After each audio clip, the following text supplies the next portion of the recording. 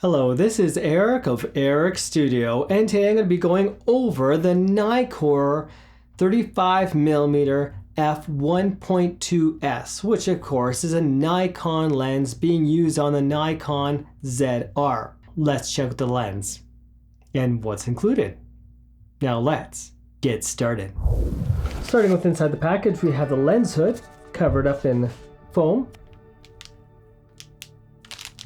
a soft carry bag, information including my serial number for my lens, behind the cover, some more covering, and it looks to be the lens covered up in foam.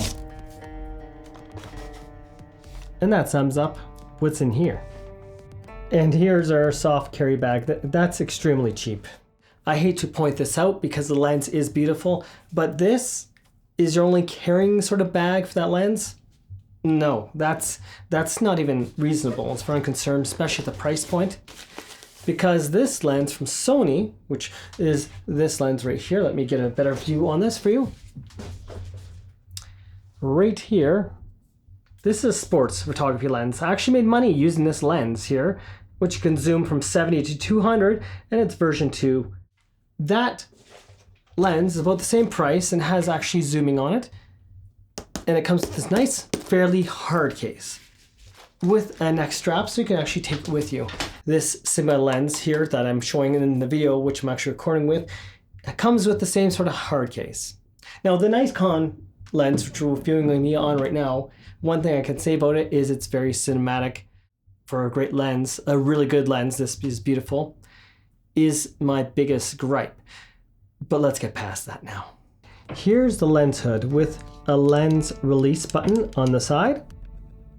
Here's the lens itself, listed as 2.3 pounds or 1,060 grams.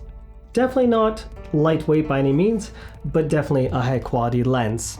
Now to apply the lens hood to this lens to hear how it sounds and see how it holds on to place.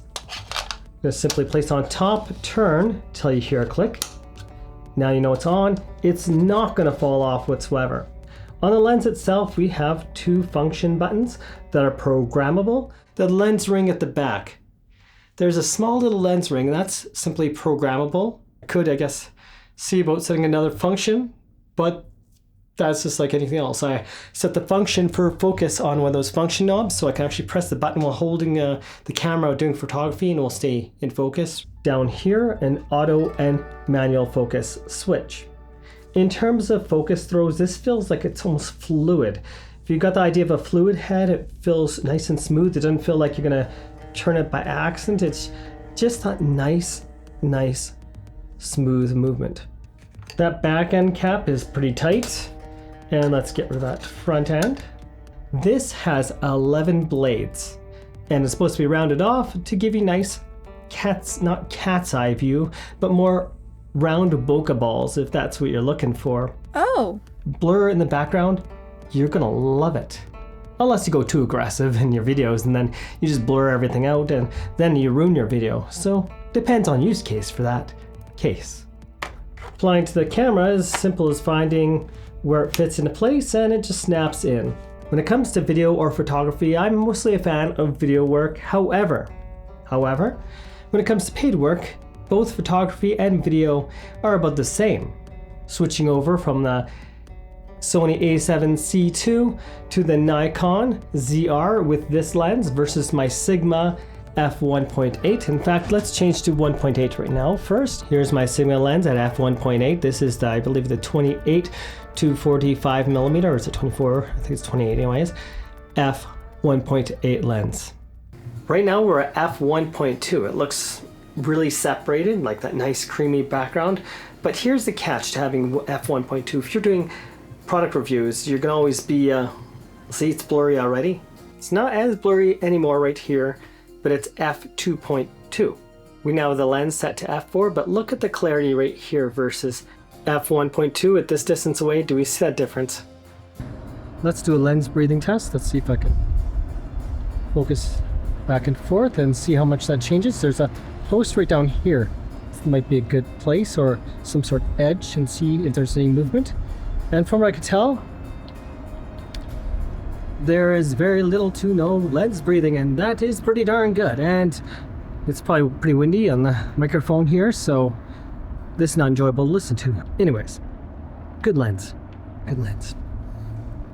Now let's check out the sun stars. At f4, the sun stars are starting to appear up here. 5, those sun stars are really shining through. And by f8, those sun stars are brilliant. Now for a focus test. I'm going to turn the focus ring and we're going to see it in the Sony camera just so you can see how far of a throw it is. Right now I'm going to closer focus distance. You can see how much throw it requires. And I'm actually literally about 15 centimeters from the lens. This is listed as having a focus distance of 30 centimeters, but I think that's wrong. I'm way close to that. Now I'm halfway again for distance, and let's go to infinity, and now I'm at infinity. In fact, let's change the background to white so I can see some high contrast edges to see if there's any, purple, blue, magenta around the edges, and I'll switch to the lowest 1.2. Nice brightness to see if there's any color fringing, especially with high contrast edges. At f1.2, this is a challenge for any lens whatsoever. Now, the one thing I love about this lens is, from what I see, it's really good for avoiding color fringing. Now let me take a photo of myself this close up. Not to say that I want to look at myself, but this is to see how images show up.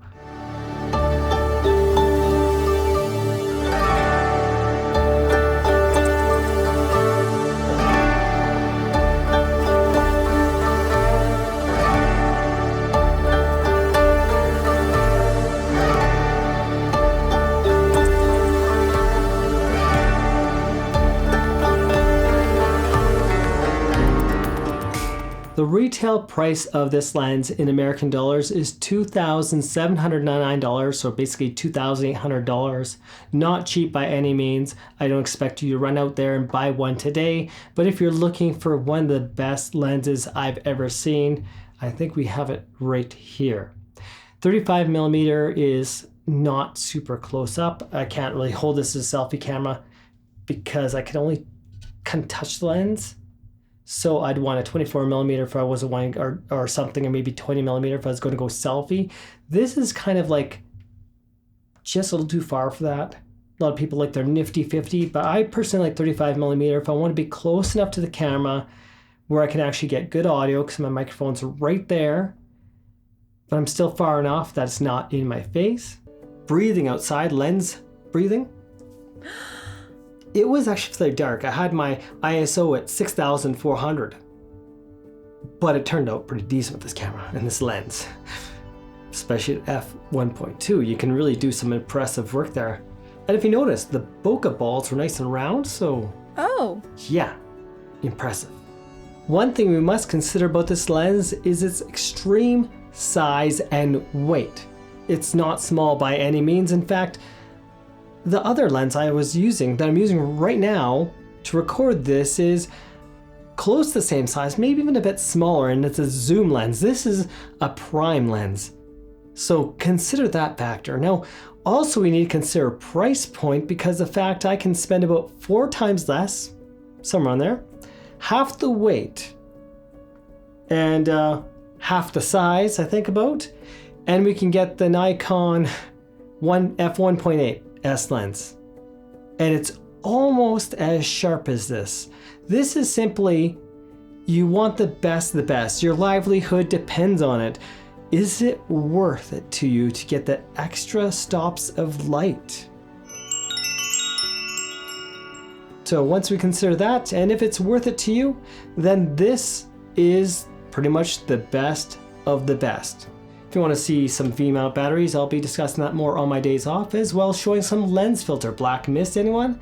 I think that would be interesting, as well as more about the Nikon ZR or ZR camera, because I have some negatives to say and some positives to say. And right now we're watching the Nikon ZR, filming me with this lens right now. What I can say about this camera for sure is it's definitely, as far as I'm concerned, more cinematic looking than Sony, but Sony does have a better autofocus. It's better than Fujifilm X-S20. Kind of hesitate. This doesn't hesitate. It's quite actually good looking, as you see. Oh, it's not me. That's talk with the lens. This is Eric of Eric's Studio. Remember to like and subscribe to Eric's Studio and help this channel grow. Thanks again for watching, and have yourselves a most wonderful day.